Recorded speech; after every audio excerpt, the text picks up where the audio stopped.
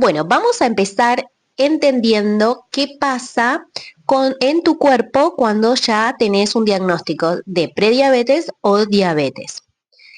Cuando consumimos alimentos, sobre todo altos en hidratos de carbono, estos se van a producir en un proceso digestivo en donde genera glucosa. Esta glucosa va a ir a llegar hasta la sangre. Otra manera de que aumente nuestra glucosa en sangre es aquella que se produce desde el hígado. Y también podemos obtener glucosa desde otros órganos. Una vez que esta glucosa se encuentra en gran cantidad elevada en la sangre, lo que va a producir el páncreas es una hormona llamada insulina. Esta insulina tiene el trabajo de captar estas moléculas de glucosa y sacarlo de la sangre y llevarlo a las células. Esta glucosa es la energía principal para las células para un buen funcionamiento. Entonces es necesario que esta glucosa lleguen a las células. Ese es el trabajo de la insulina. La insulina funciona como una llave que va a abrir a estas células para poder depositar ahí las moléculas de glucosa.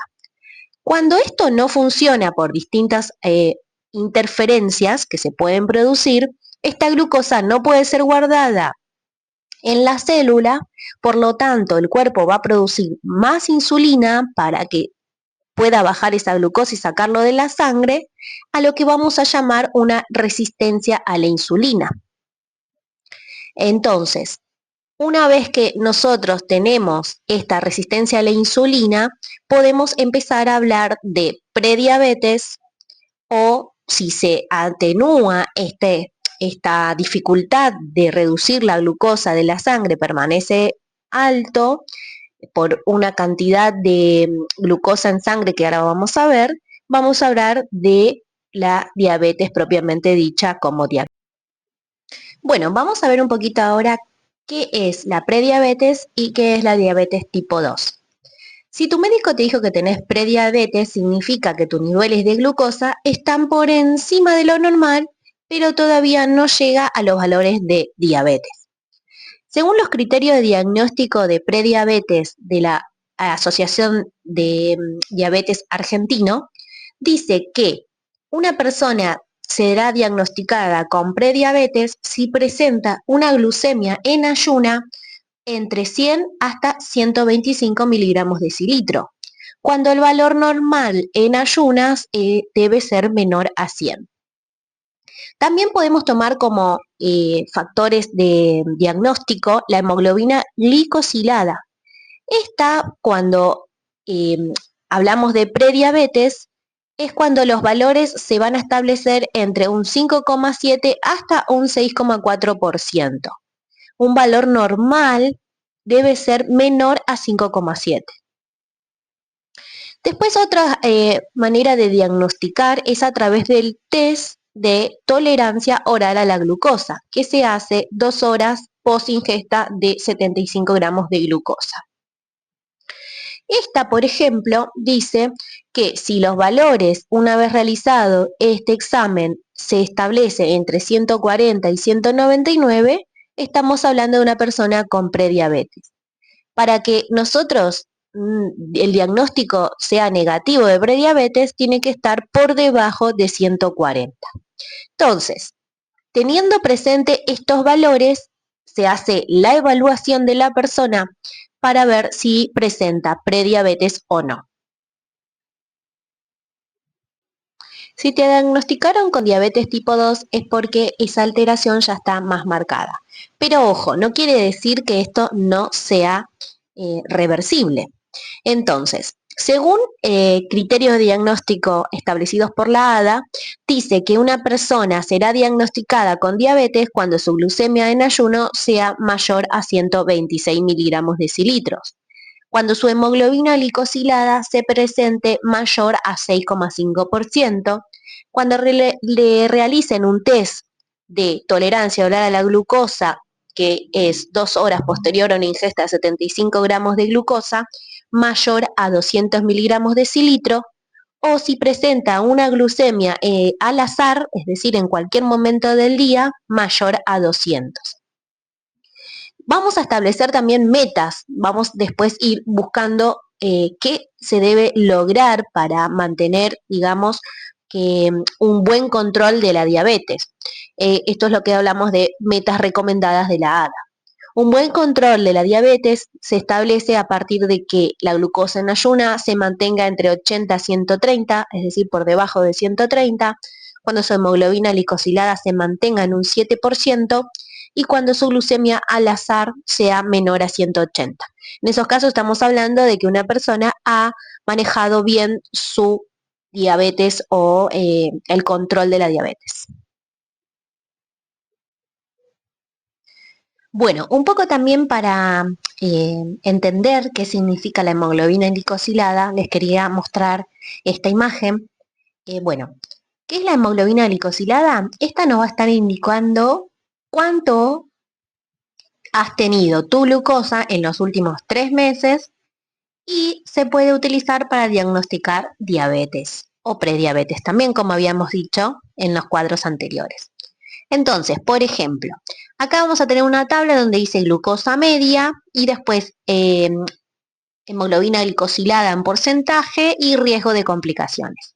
Entonces, si, por ejemplo, nuestra hemoglobina glicosilada en el análisis, en el laboratorio, nos da 6%, por ejemplo, estamos hablando que durante 3 meses previos a este laboratorio, has mantenido una glucosa promedio de 126 aproximadamente. Y así, si por ejemplo te dio una hemoglobina glicosilada de 8, estamos hablando que la glucosa se mantuvo en 183. Si eh, la hemoglobina te dio 10, estamos hablando que en promedio 3 meses previo a ese laboratorio estuvo en 240. Y como verás, cuando más alto esté nuestra hemoglobina glicosilada, mayor es el riesgo. Por ejemplo, si vos te mantenés entre un 5, 6, hasta 7%, que habíamos dicho que era uno de los objetivos en los cuales se debe mantener una persona con diabetes, estamos hablando de riesgo moderado a riesgo bajo. Si la persona presenta una hemoglobina glicosilada ya superior a 8, estamos hablando ya de un riesgo alto, entre un 10 a un 11 un riesgo aumentado, y estamos hablando de que si presenta una hemoglobina glicosilada entre 12 a 13, el riesgo es crítico. Entonces, puede ser que a vos tu glucosa en ayuno el día del laboratorio te dé, por ejemplo, 97, 110, 120, pero la hemoglobina glicosilada si marca mayor a 7, entre un 8, un 9, un 10, nosotros sabemos que 3 meses previo a ese laboratorio no estuvo bien controlada la glucosa, por más que vos el laboratorio en ayunas te haya dado en los valores que uno busca. ¿Sí? Esto se puede dar porque cuando una persona se va a realizar un laboratorio, por ahí el día previo realiza una restricción bastante marcada de los hidratos de carbono, por eso la glucosa en ayuno le puede dar bien, pero la hemoglobina glicosilada ya no se puede corregir. Nos va detectando, ¿sí? Durante 3 meses las glucosas de esos días previos. Así que bueno, esto es importante tenerlo presente para un diagnóstico más certero y no solo quedarnos con la glucosa en ayuno. ¿Por qué te pasa esto? Es el resultado de varios factores que se fueron sumando en el tiempo. Por ejemplo, una de las causas es la genética, la herencia familiar.